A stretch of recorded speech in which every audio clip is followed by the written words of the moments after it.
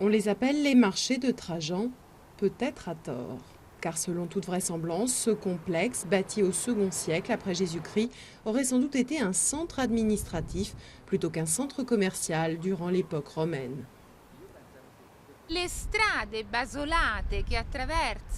Il y a en tout bien 3 rues qui traversent ce complexe et les 3 ont des caractéristiques de rues piétonnes, donc impraticables pour les carrioles qui transportaient les marchandises.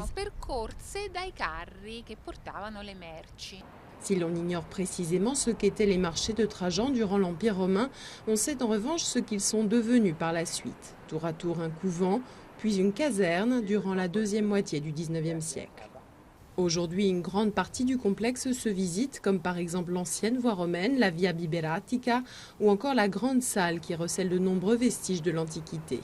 Malgré tout, le lieu peine à attirer les touristes. Il y a un problème de choix qui se pose également au niveau financier, de visiter tel ou tel monument. Et il est évident que les touristes choisissent les plus connus, mais ce sont aussi les plus chers.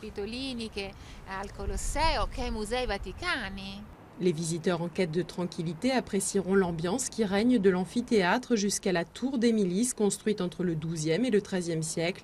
Malheureusement fermée à la visite parce qu'elle penche légèrement, la plus haute tour de Rome espère bien rouvrir un jour ses portes au public. Il faudra pour cela trouver de nouveaux financements, une tâche qui s'annonce ardue, les budgets pour l'entretien et la rénovation des monuments ayant été drastiquement réduits ces dernières années en Italie.